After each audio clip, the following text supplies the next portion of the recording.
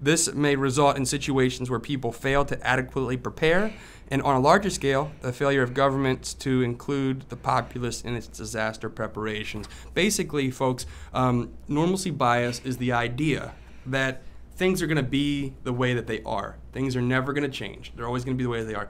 So that is the symptom here, and the cure is situational awareness. So that's what we're going to jump into tonight with you.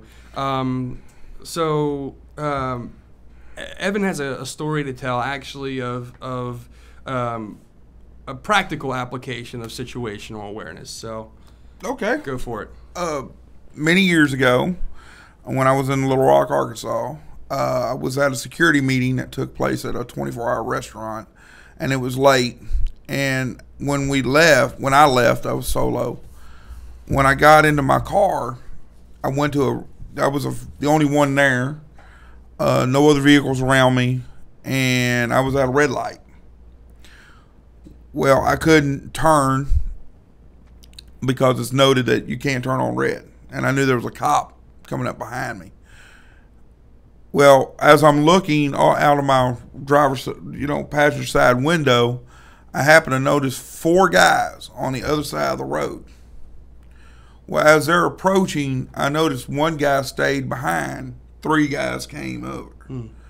When they got to my corner, I only saw 2 guys walking this way. I was like, where's the 3rd guy? When I looked over in my rearview mirror on the side of the car, I see the guy crawling up behind my corner panel. I floored it, took off. Well, there's a substation right down the road. I pulled into the substation, see if my buddy was working there, and sure enough, I had a state trooper know me that came up behind me, and he said, I just want to let you know I'm glad you're okay, because I looked pretty scary. And it was. I mean, I had my gun on the seat. Sure. You know, it came out of leather and it went on the seat, because I wasn't about to have a cop knock on my window with a gun in my lap. Right. I wasn't going to do that. Yep. So, I mean, this is why it's important. Most people who are victimized typically are victimized because they don't have situational awareness. And there's all kinds of resources out there to help you to kind of develop that and pick up on it. There's some books that we're gonna recommend here. There is some tips that we're gonna talk about. But one of the main concepts when it comes down to situational awareness is it's called the OODA loop, OODA, and it was developed by military strategist John Boyd. He was an Air Force fighter pilot, and OODA stands for Observe, Orient, Decide, and Act. This is the practical steps to using, defining, and implementing your situational awareness. So again, it's observe, orient, decide, act. Pretty straightforward. Observe is just you take time to step back and view the entire picture.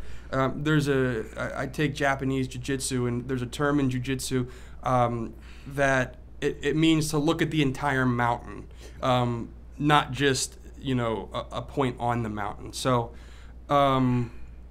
that's what observation entails. We're looking at the entire picture, everything that's going on around me, to the front, to the back, to my peripherals, the sounds, the way people act. It's all part of observation.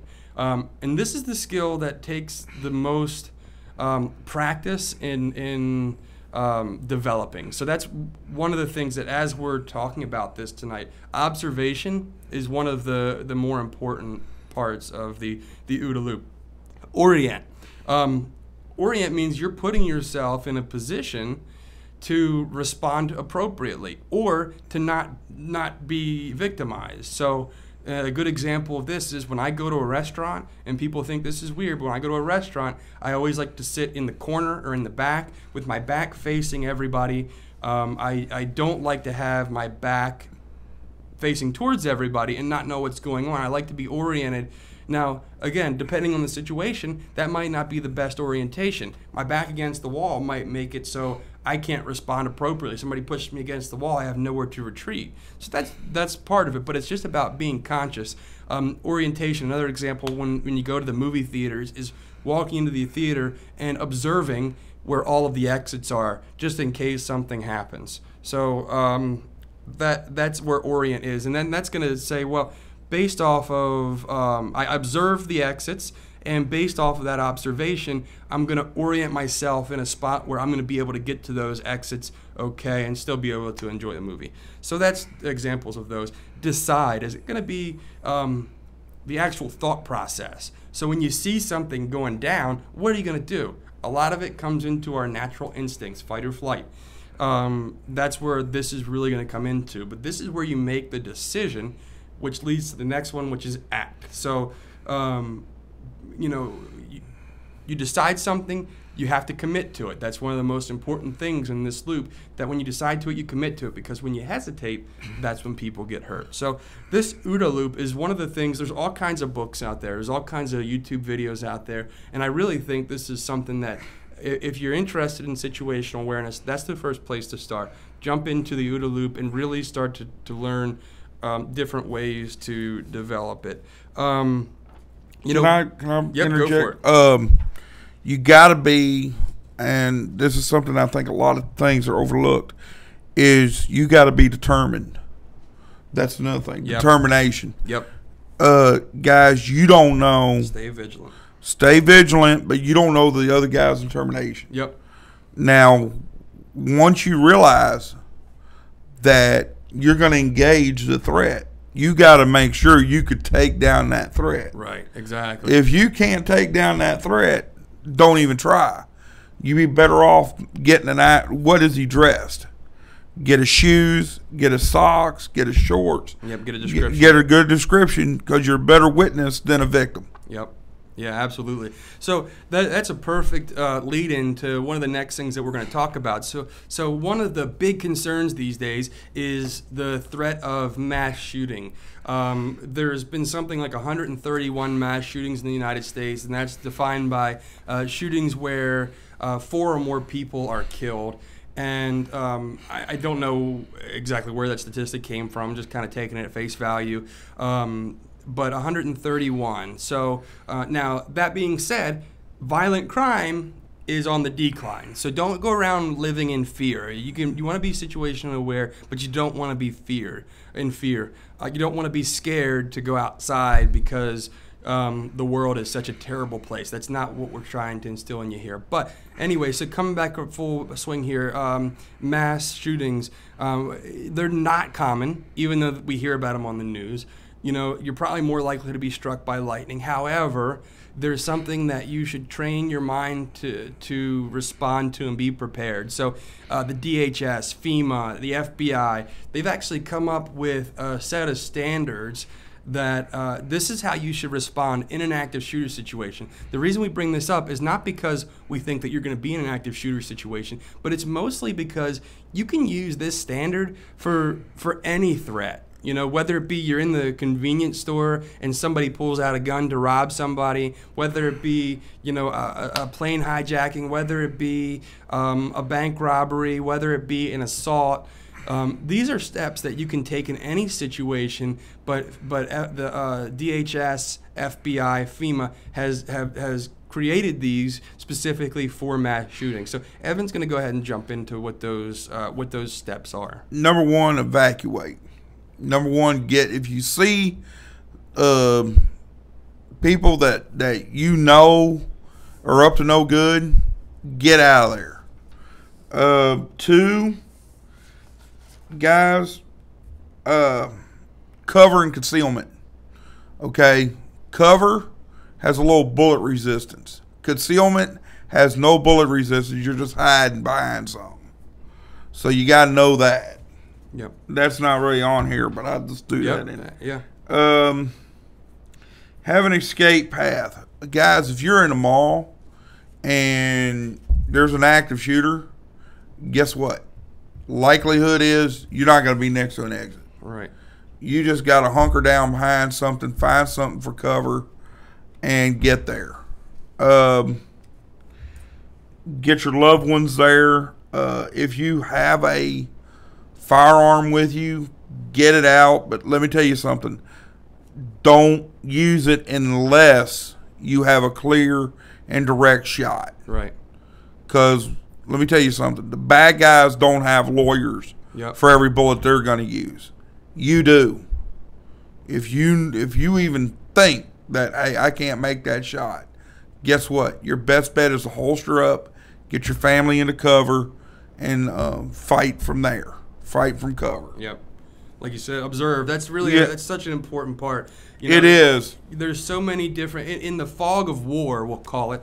There's so many different perspectives as to what's going on, because most of these people aren't intentionally observing. What they're doing is they're actively participating in the chaos is what's going on. So if you're in a position to stay safe, to keep your friends and family safe, or the people around you, and observe, that could be more important in some cases than to rush somebody and get yourself shot. I mean, really, that's it. We're not looking to be cowboys here. You know, I know all of us like to think that we're Navy SEALs, but hey, in reality, a Navy SEAL wouldn't rush right in and start blasting. No. They would act tactfully, and that's where being a tactician comes I mean, there's a video of a guy doing just that. You know, he's a concealed carry holder. He grabs his gun. I'm going to put a stop to the shooter. All of a sudden, his girlfriend, the shooter's girlfriend, is with him. She just comes right up behind him, blows his brains out. So, you know, there again, you know, situational awareness. Right. He wasn't checking his six. Yep. You don't get comfortable. You will have tunnel vision. Right. In a situation. This is normal. We've been there. You know, we've trained for that. Yep. Guys, let me tell you something. In a concealed carry class, you are not going to get that simulation gun to shoot at one another unless you really pay for that. Right. Yep. You're not going to get it. So, guys, unless you have really pulled the trigger and been in a fight, my objection is, yes, carry a gun, but be a better witness than a victim. Yep. So that's the 3 steps are evacuate, hide, and then engage. Those are the 3 steps. And that's only if you can get it from a door corner. Right. You ain't got no room to exit. Yep. Yep. That's really where they're at the disadvantage. Right. The last op that I even was on, that's something that they trained us was to fight from concealment. Yep.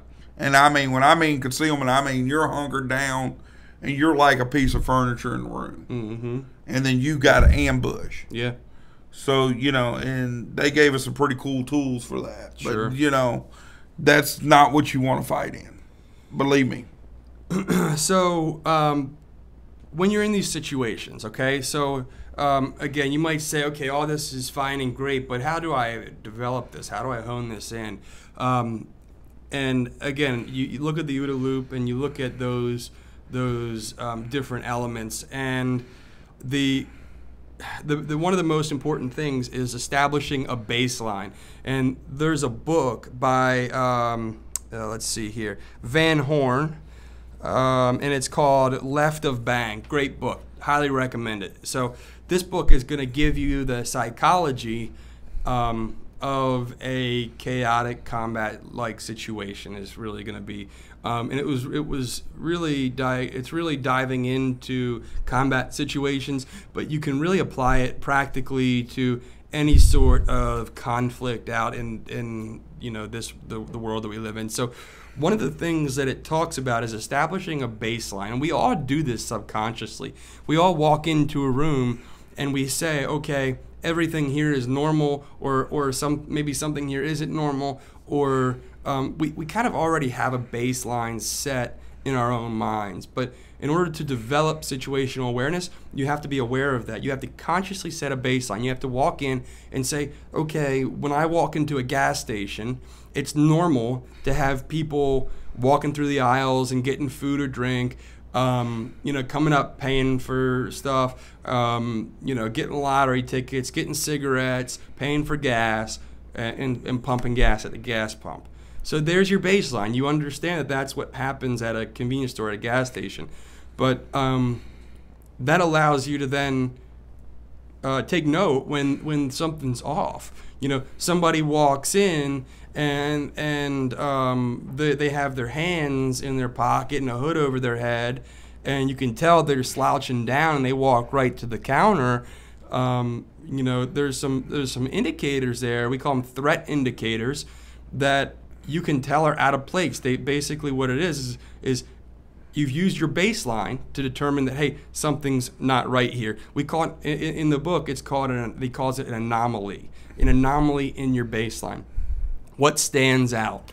So also Van Horn talks about 6 different domains of human behavior that Marine combat profilers use in the battlefield in order to quickly determine whether someone is a friend or a foe. So and again, a lot of this stuff is really common sense, guys. It's not like some far out Jason Bourne stuff. But so dominant or submissive behavior are the first 2.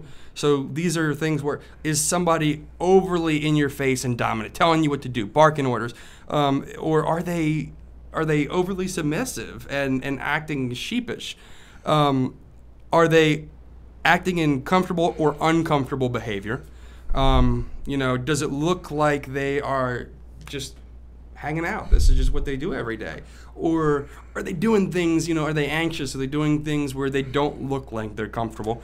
And then the next 2 are interested and uninterested behavior. So those are the 6 different standards that these profilers are looking at in the battlefield to determine, could this guy be a friend or is it a foe? Could it be an enemy? Yep. So,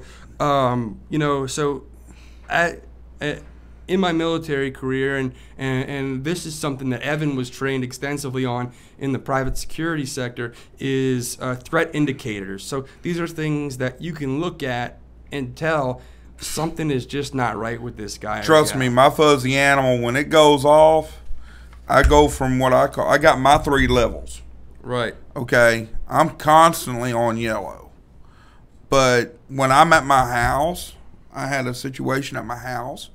Wasn't nothing big, but it was a situation. I was on green. And I was witnessed something that was out of place. Yep. And I went from yellow to red. And when the police got out there, because I did call them, I wound up having ICE agent that afternoon. Yep. Come knocking on my door asking questions about this guy. So, I knew he was up to no good. Mm-hmm. But then there again, I caught my little fuzzy animal also. You send my little fuzzy animal spinning, I'm looking. Sure. I'm looking. I'm gonna get your your description, your license plate, your vehicle, everything, because I don't want to be a statistic. Yep. I'm not going to be on the 6 o'clock news. I want to just get as much information to give to the police as I possibly can. Yep. Now, if he wanted to engage, that would have been his mistake. Sure. So what are some of those things then that you've used in your training that, good. That if you're looking at somebody, what are the telltale signs that this guy could be a bad guy? Number 1, body language. Number 1, if this guy's going to be on one. Mm-hmm. A lot of times, the hardest one is when you're talking to the person. Right. But when you observe violent behavior, mm-hmm. A couple of good examples happened to my buddy George. Number 1, he pulled into a parking lot. A guy cut him off, but he was still able to get to his parking space. Right. This dude was in his face. Yeah. I mean, they almost went to fisticuffs. George comes knocking on my door. I go out, and I break it up. There was nobody hit. Yeah. But this dude just would not shut up. And the police, I didn't even know the cops were already there because somebody else called the cops. Sure. And he's like, the guy was like, well, he lives over here. He's got warrants, this, that, and the other. And we gave the cops ID. Mm-hmm. And one of the cops knew me. And he said, dude, he told the other guy, he goes, man, you need to just be quiet and walk away. Sure. He goes, you don't know it, but that dude over there, he goes, yeah, he just came back from 6-hour academy for executive protection training. You know, he knew I went through that. Right. And, you know, that dude automatically got in his car and drove off. Sure. They had to get his wife out there to pick his daughter up. Another one, I was with George. I don't know what it is about me and George, but another one happened at Fudd Mart. We're at the self-checkout line. We got a total of 3 items. 3, period. And this lady just starts cussing, screaming, hollering for no reason. I actually had to physically restrain her because she was about to hit an older woman there that was on the cashiers.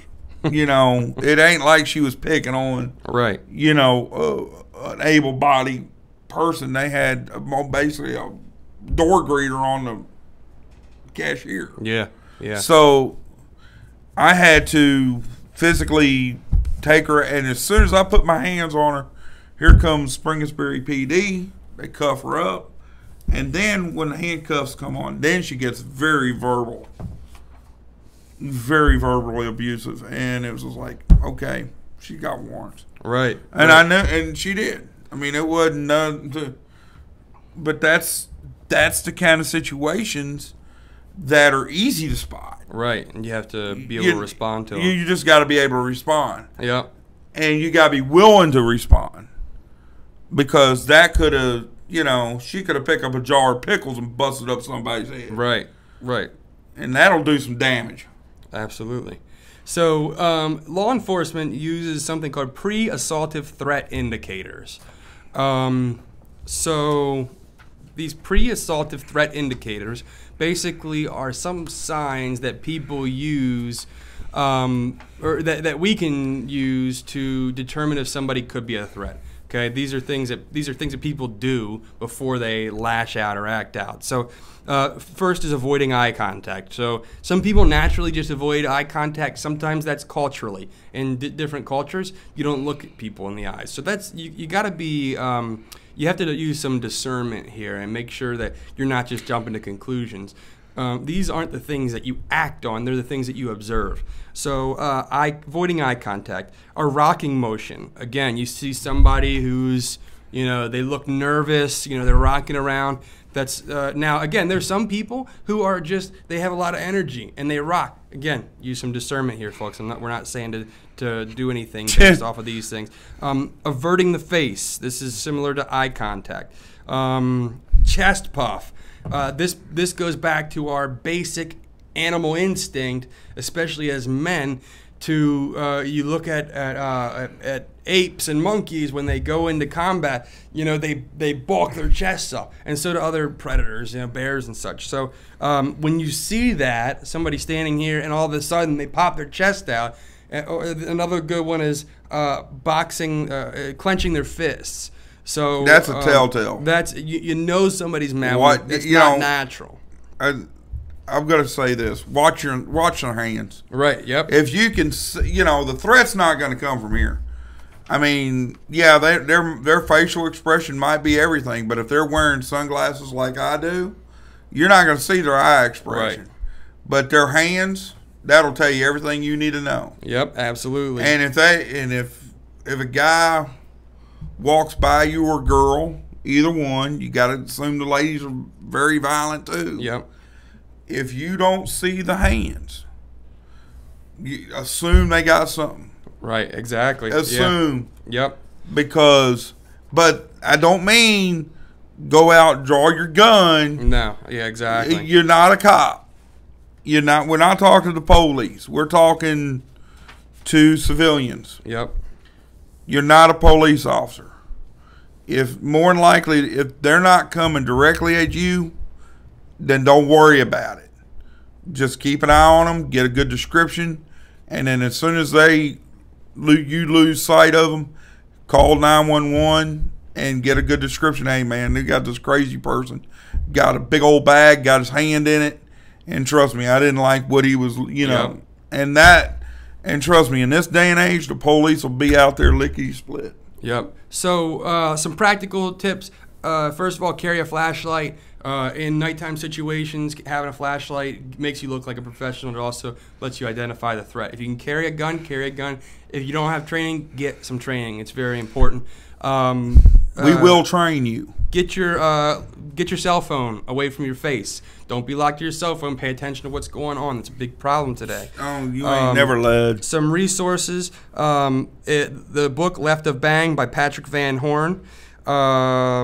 There is the Toward a Theory of Situational Awareness by Dr. Micah Ensley. And Street Lights and Shadows, Searching for the Keys to Adaptive Decision Making by Gary Klein.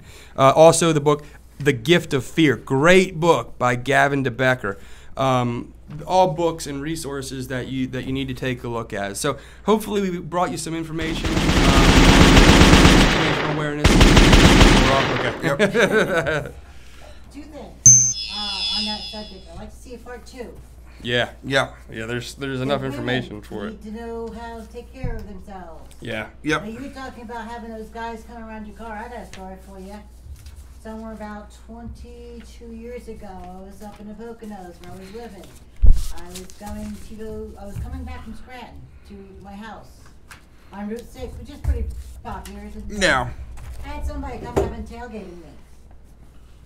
You know, he was playing his game, bumper tag. Yep. Well, I was smart enough to keep my wits about me, and I knew the area, I knew where I was going, so I hit the gas station. The attendant is one of those gas stations that the attendant actually comes out and runs. Mm-hmm. And the attendant there, I told him just put $5 or whatever it was in my gas tank. I figured this guy's going to pass me along. He followed me into the gas station. Okay. And